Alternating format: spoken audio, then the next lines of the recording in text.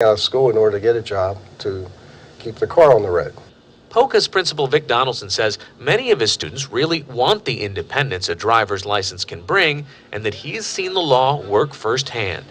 We have had several students that have been borderline students, and I feel just because of the current policy, it's either kept them in school or it's given them an incentive to do better because, kids love to drive.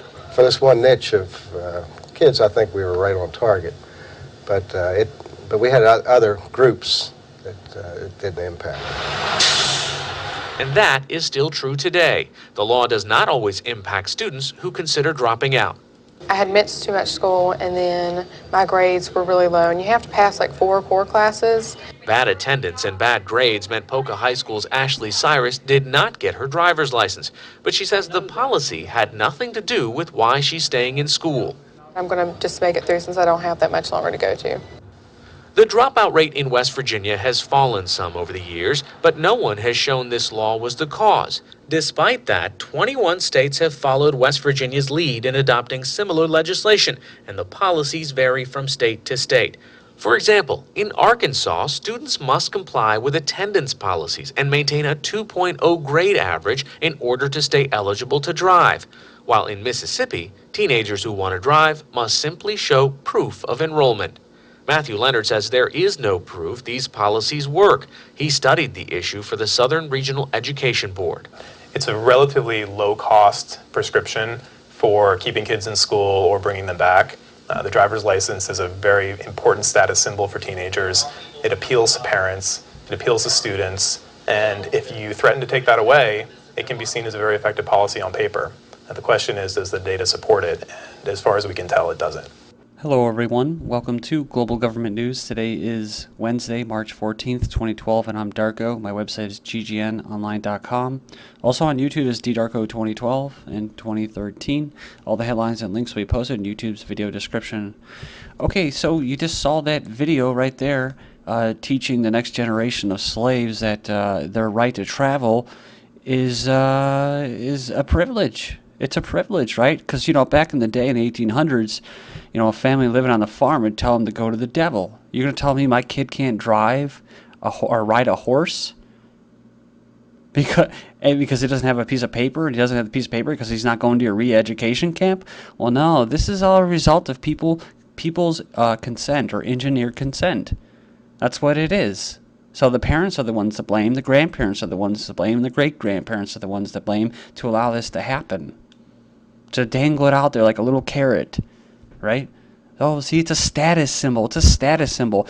Well, I don't know about you, but West Virginia, I've been there. And that is one state that's been shit on by the federal government. There are no jobs there. That's why most of them deal in meth. Because there's no jobs, right? I mean, yeah, you can go there and maybe see little towns with like subway and stuff like that, and rich people like at the universities, like you saw right there, the principals and that have gone to college. But the majority of them are just kind of very, very poor people. Some of the people in that state don't even have running water and toilets and stuff like that, and not because it's a choice. So, I mean, as far as the whole thing going to get your education, it doesn't really mean anything to these people. I mean, they need to work. They need to be able to feed themselves, and at that point in time, they need to work, not get a stupid piece of paper saying that they've been brainwashed completely 100% to work at Kmart. Okay, I'm ready to go. DARPA wants swarms of disposable satellites to provide almost live images on demand. They probably already have this technology available to see everybody everywhere around the planet at any time. But for what it's worth, DARPA, the U.S. Defense Technology Research Agency, blah, blah, blah, blah, blah, and they always give a nice kudos, is now looking for help in creating a swarm of disposable eyes in the sky. Remember, we have disposable drones now. They're called kamikaze drones. They just go and they crash like disposable. Why? Well, because it's good for the military-industrial complex. It's good for money. It says here it is seeking technical assistance from a wide range of fields, from auto racing to optics, to create means to provide on-demand satellite imagery for troops on the front lines. Troops to the front lines. And where are the front lines going to be? Right in your backyard here in the U.S. of A. And those troops, probably not even going to be U.S. troops, probably going to be foreign troops, batting you over the head, hitting you with a heat ray gun if you don't get into your FEMA camp or you don't obey checkpoints and stuff like that. It says here Gingrich package tracking could be used to locate illegal immigrants. So it says here that, and he represents, the neocons, which represent what? The globalists. And the globalists support what? The open borders, the North American Union, like I just covered in the last video. So they don't give a crap about illegal immigrants and stuff like that. That's just stuff that they tell the hooples that, stuff that they think that they want to hear. It says here, Obama regime blocks Texas voter ID law. The Obama regime on Monday blocked a new law in Texas requiring voters to show photo identification before they can cast a ballot, citing a concern that it could harm Hispanic voters who lack such documents. So they may not even be citizens, but they should be able to vote for Obama, right? But Hispanic votes, I remember covering an article from the Huffington Post that most Hispanics in America, whether citizens or not, I don't even know if they could vote if they're citizens, but either way, it said that basically that they're voting for Obama again. They're all supporting the Latinos in that. So it makes sense that he would want to make sure that that was in place. And going back to what I remember Bill Cooper said was that these globalists, they tend to, and these puppets that they put in place like Obama or Bush, whatever, they tend to, try to appease minorities, because minorities will tend to vote liberal, and it will tend to vote anti-Constitution, anti-old school America values. So that's the point of getting the minorities all these rights and all these money and giving them all the jobs, like in the UK. They're forcing the UK to take employees from other countries. So it's to destroy their cultures, to destroy their society. It's to get a welfare state created.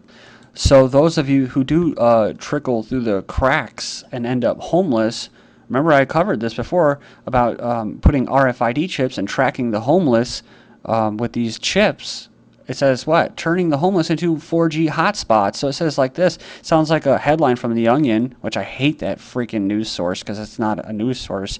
It says here, homeless hotspots is turning homeless Austin residents into mobile wireless hotspots outside the South by Southwest Convention Center. So that's so funny because I just said this about putting RFID chips on them. Next up then we have marketing to your DNA.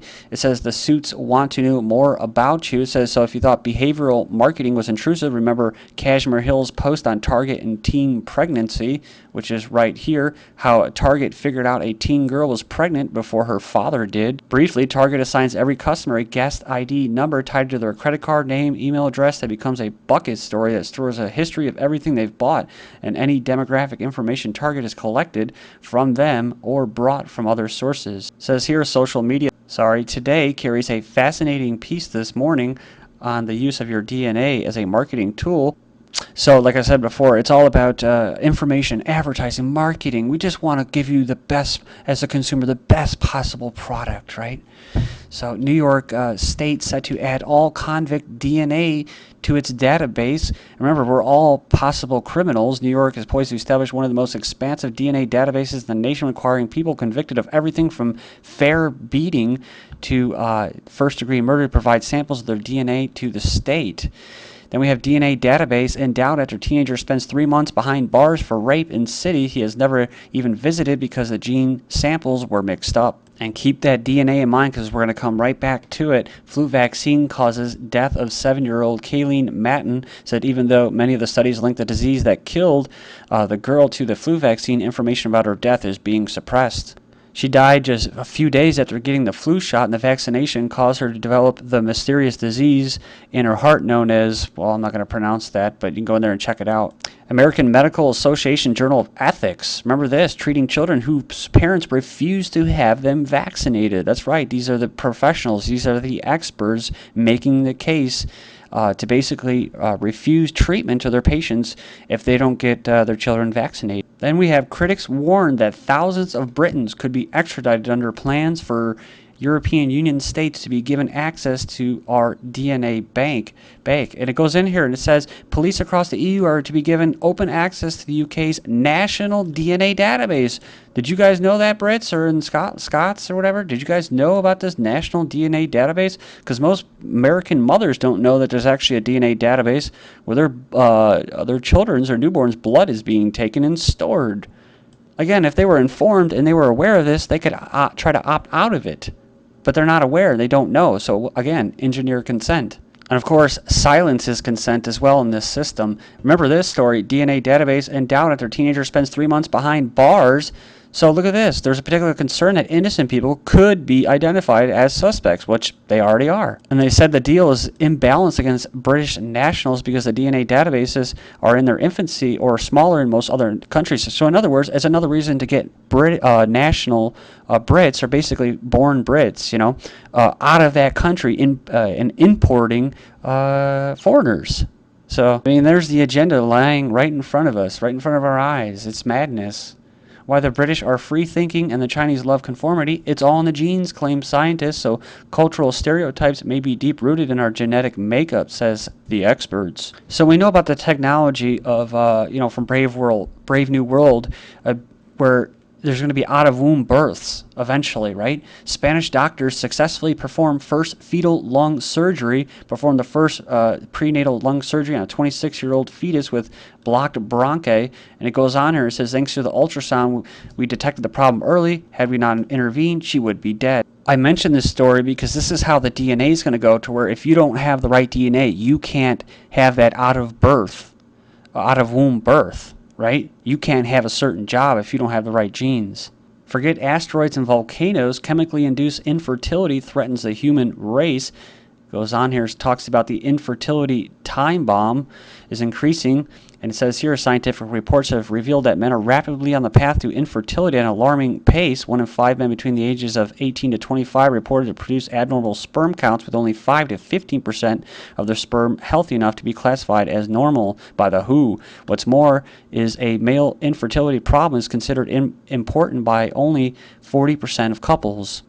So like the out-of-womb births, if the elites could just sterilize most of us or get us to voluntarily sterilize ourselves in the name of saving the planet, then they would do it. And in a way, it's already kind of happening. But there's reasons for it. It's in the food, bisphenol A, pesticides such as Roundup. And don't forget those cell phones that you carry right around your waistline are going to be giving you radiation and sterilizing you. Want to become a father? Put down that English breakfast. Study shows diets high in saturated fat damage sperm. Average sperm counts have fallen by more than half over the past 60 years. And look at what I think. It says 30% more men and couples seeking IVF treatment. Now, this could be the whole purpose, bring down the sperm rate so that they have to come to you in order to get permission to procreate. NYU bioethicists fight global warming by using genetic engineering to birth smaller children, create pharmaceuticals that trigger nausea upon ingestion of meat. So that's right. A pill that would lead to a lasting aversion to meat eating. Update Australia's dietary guidelines to consider sustainability. That means population measures. Meat and dairy foods require more water, energy, phosphorus, blah, blah, blah, and have higher greenhouse gas emissions. And as Prince Charles and royalty tells America to cut down on meat and steaks, the best organic produce available from royal and aristocratic estates. That's right, the Prince of Wales has their own pedigree Angus beef herd. Also, how engineering the human body could combat climate change genetically.